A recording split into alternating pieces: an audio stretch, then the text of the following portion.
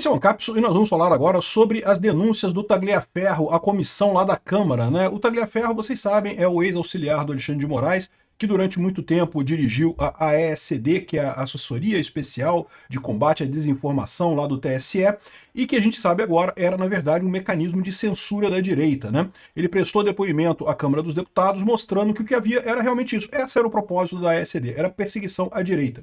Não havia nenhuma preocupação com desinformação, era perseguir a direita e ponto final, né?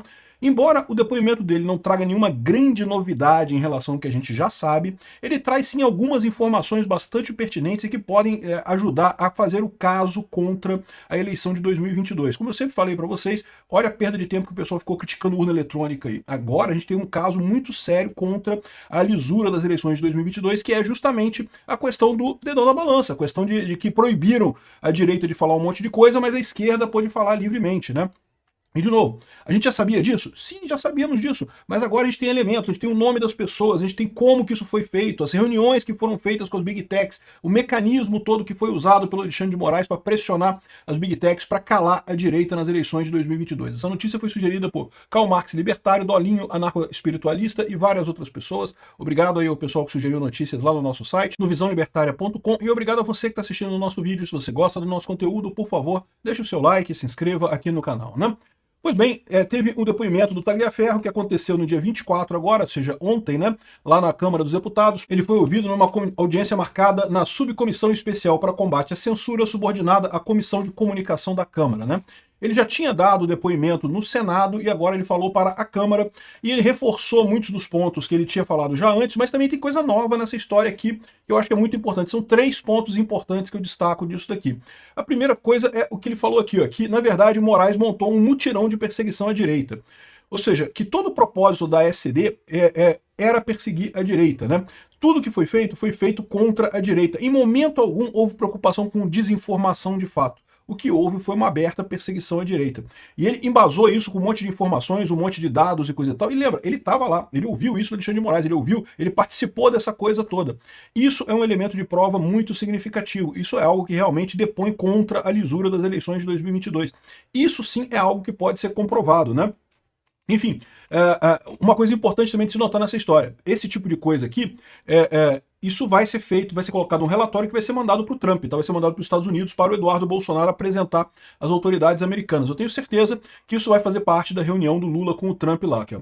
O perito Eduardo Tagliaferro, ex-assessor de Alexandre de Moraes no TSE, afirmou que o ministro fez um mutirão de perseguição à direita quando presidiu a corte entre 2022 e 2024. Na audiência na Câmara, ele relatou a deputados que perfis conservadores eram monitorados e derrubados em redes sociais por orientação de servidores integrantes das comissões internas do TSE. Ou seja, só perfis de direita. Segundo Tagliaferro, os pedidos de derrubada de perfis eram feitos em reuniões com as empresas de rede social e softwares de comunicação. Eles, os servidores, participavam constantemente das reuniões no TSE e sempre era cobrado celeridade para que o pedido do Alexandre de Moraes fosse realizado. Ou, caso contrário, elas eram ameaçadas com possível derrubada da plataforma. Então aqui a gente tem a outra informação relevante nessa história aqui, né? Então a primeira informação é a informação de que o objetivo era realmente censurar a direita. A segunda informação é que eles tinham contato direto sobre as Big Techs aqui, ó. Tagliaferro relata a pressão de Alexandre de Moraes sobre as Big Techs nas eleições de 2022. Alguma coisa muito similar que a gente viu acontecer lá nos Estados Unidos com o Biden pressionando as Big Techs também. Eu fiz um vídeo recentemente falando sobre a descoberta, né? Na verdade, o Google, né, confessou no Congresso americano que recebeu ordens do Biden para censurar canais conservadores, para censurar canais de direita lá na política americana. E veja, tudo isso mostra aquilo que eu falo para vocês, que o que está havendo é um movimento de crescimento da direita, um movimento de perda de controle da esquerda sobre a narrativa, e a esquerda desesperada tem reagido com censura. Não só aqui no Brasil, mas lá nos Estados Unidos também, e na Europa também. Na Europa é a mesma coisa, estão tentando censurar todo mundo, calar todo mundo, porque a esquerda não consegue convencer as pessoas. O convencimento, a argumentação da esquerda simplesmente acabou, e daí ela parte para violência, para censura, para prisão, para uso de violência contra as pessoas. Então, essa definição aqui do Tagliaferro mostra muito bem esse mesmo padrão que aconteceu nos Estados Unidos, dos governos de esquerda forçarem as plataformas a censurar o pessoal mais à direita, e o quanto isso foi inútil no final das contas, porque voltou o Trump lá, né? E aqui no Brasil vai ser inútil também, tô falando para vocês. Esse desespero todo do pessoal aqui da esquerda de dizer que Lula ganha de todo mundo em 2026 e não sei o que lá, é só isso mesmo, é só desespero temporário do Lula, a tentativa dele de se manter relevante na política brasileira.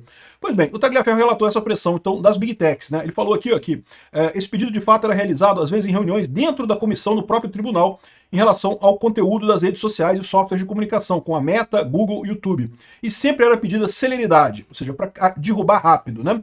As novas acusações contra o ministro foram apresentadas no depoimento da Câmara e o que deixa claro aqui é que os pedidos pulavam a via oficial, ou seja, como é que deveria acontecer esse tipo de coisa, né? Em tese, o tribunal pode emitir uma ordem formal para as plataformas para elas fazerem o que quer que seja que o tribunal queira, né?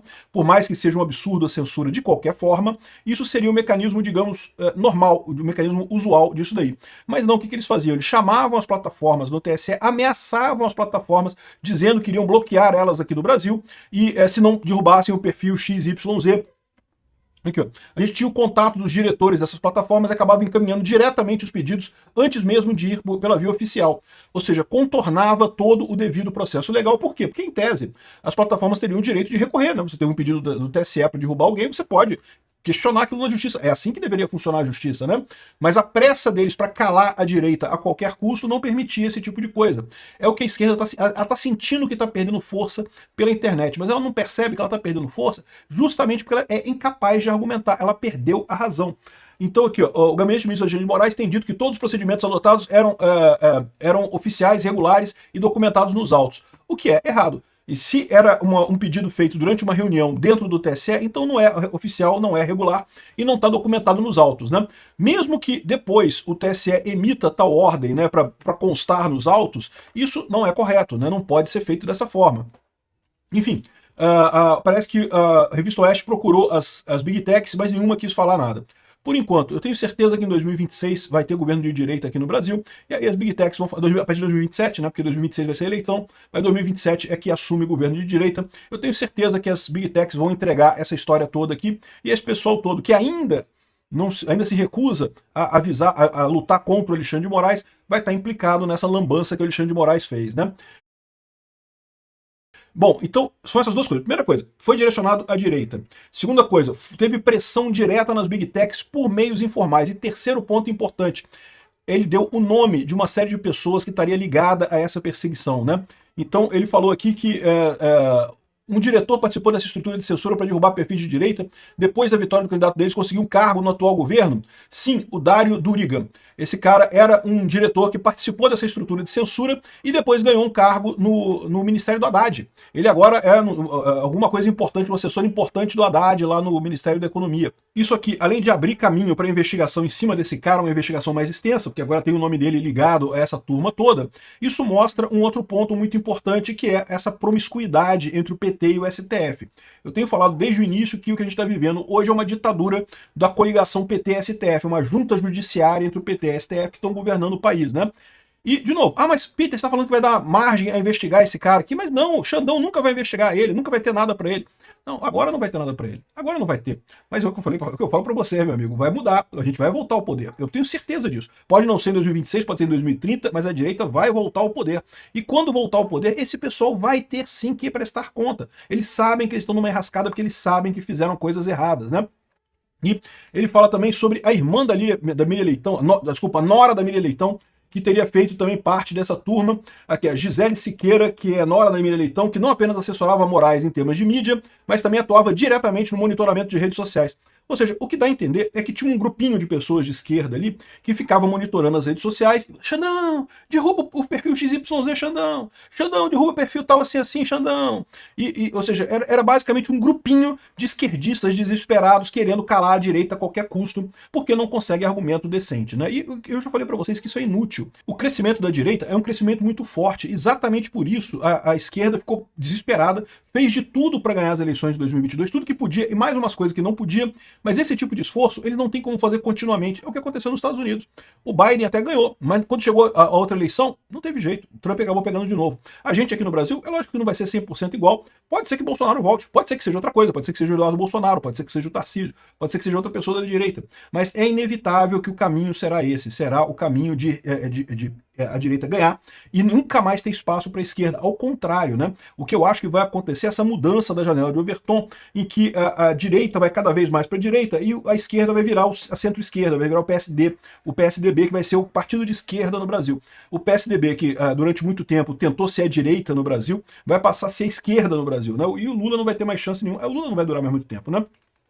Então, são essas três informações importantes que você tem aqui: a questão da perseguição aberta contra a direita, a questão da pressão das big techs e a questão do nome das pessoas que fizeram parte dessa lambança. Isso tudo é muito relevante para o futuro. E, bom, o Tagliaferro já falou que vai mandar um relatório com isso para os Estados Unidos, para o Trump.